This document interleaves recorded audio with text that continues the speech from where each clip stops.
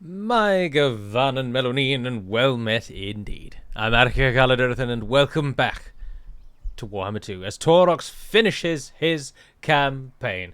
I sent him on a bit more of a rampage through the south, and we just gathered the last few marks of ruination that we needed, and now the time has come. The fall of man. The dark gods are pleased. Mankind is ravaged. They have been taunted, hunted, and broken by the children of chaos. The land is ripe for an even greater invasion, for other followers of the ruinous powers to make their mark. As paltry as it will be compared to the triumphs of the Cloven Ones, yet there remains defiance. The armies of man filth muster, as one refusing the inevitable. No matter, this is but another opportunity for the beastmen to prove themselves the most worthy of the Dark Power's servants, by this gathering of might, and ensure the fall of man. You are attacking Couronne. Oh, I assumed it would be the Empire. Oh, it's both.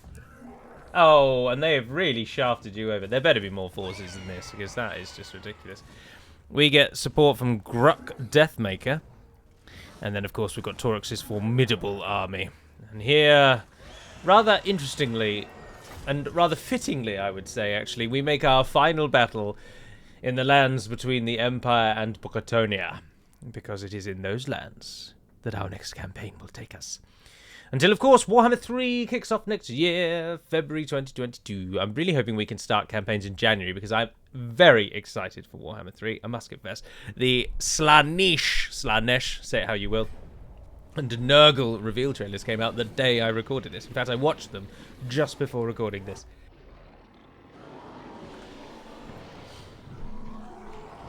Oh, we didn't get a Taurox pretending to speak in a fake language this time. Oh, that's a cool little 40 outpost, isn't it? Oh. There he stands. The missing Primarch. Oh, there's our allies. Ah, hello. Oh, you've brought Spawn with you. Oh, they are quite literally a poor man's Minotaur. I didn't realise that. Oh, that's interesting to see. All right, what's the job here? What's the plan?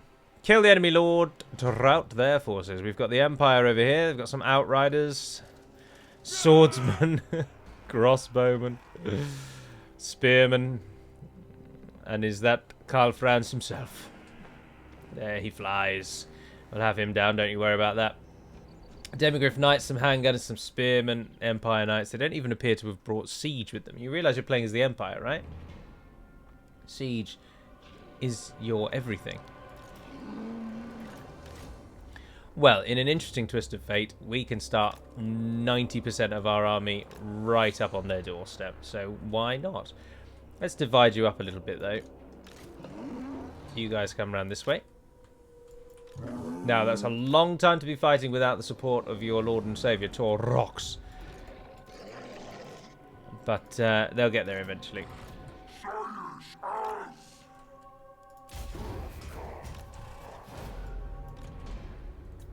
Slow her down. In we go. Hit those outriders. In we go. Hit those outriders. Empire Knights.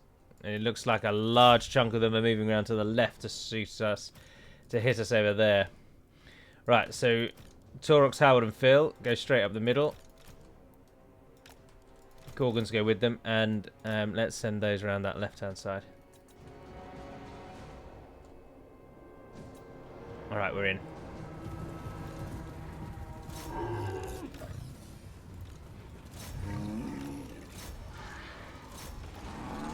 Are we in? Oh, they are deploying artillery, finally. On the hill over there. Ah, righty, Roonies. That's a bit too late to be calling that in, methinks, old friends. Gorgons. Nothing over there will give you any cause to doubt your victory. So get in there and crush them. As the Minotaurs start hitting, the ones on this side are probably going to take a bit of a beating. Nah, don't bother with that one. We can use that. Phil, how are you doing? Are you in there yet? Quipsack indeed, sir. Get in there and quipsack them till the cows come home. Give me some more quipsacking when you're done. Traitor kin those buggers.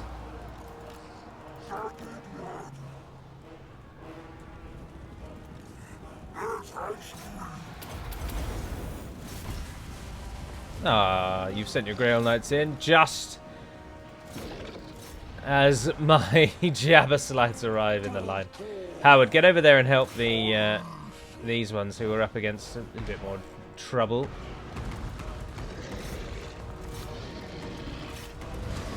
They're using the Hellstorms on the Gorgons, you morons.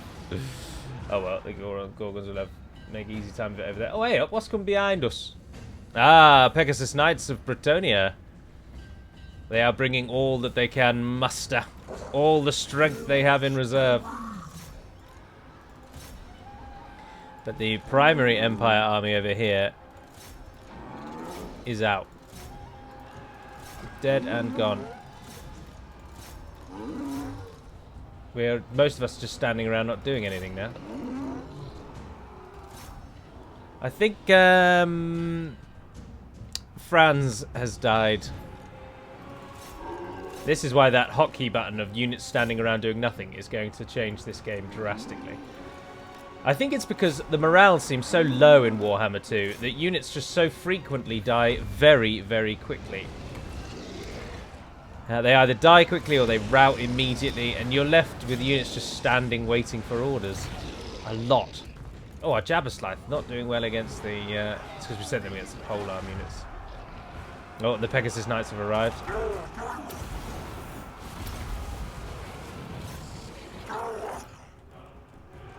Alright, the massive group of you over there. Come and thunder into these over here. No, I don't want Devolve. I want... Do I want a Vile Tide there? No, I don't really want that, actually.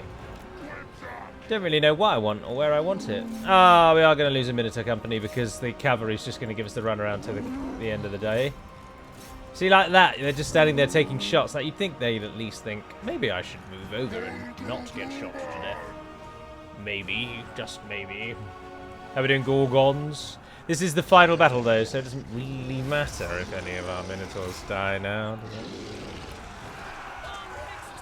I can't believe these people are standing up after that. This creature that has literal swords for arms just swung around into them. And they're like, yeah, we'll take that. We'll rock that. That's not a problem. All right, everyone. I want absolutely everyone that can. Ah, Luon. Get down off your quite literal high horse and fight me like a man, you cowardly pig dog. No! My knight's vow!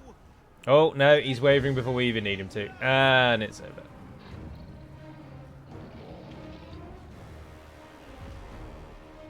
Luon, it is up to you, sir.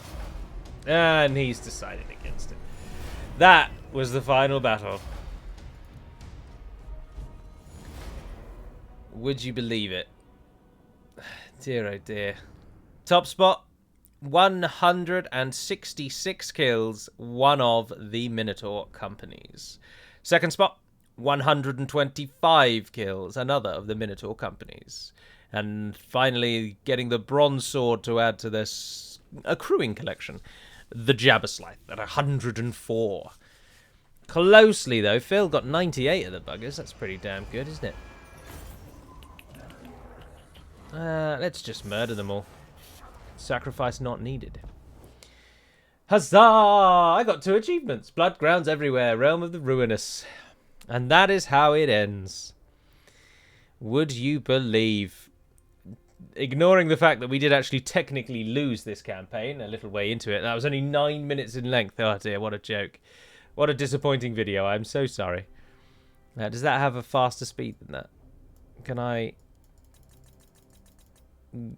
willingly move it? Oh, I can. Yeah, good. There we go. It took a long time for us to get out of that corner, though, didn't it? Look, backwards and forwards, losing, gaining, losing, gaining, losing, gaining. And then, for a brief moment there, the Dark Elves absolutely exploding onto the scene. And we only went down to 1 or 2 provinces. That's crazy. And then it starts. The destruction begins. It's because we just don't need regions, do we? Regions are just irrelevant to us. And then by the end, just nothingness. The beastmen just leave nothingness in their wake. Well, there you have it, the end of Taurox. Thank you very much for watching along and just generally supporting this playthrough. I have thoroughly enjoyed it, and I do hope that the Empire, even just for a short time, will be a good laugh. And then I will play Warhammer 3 on the channel.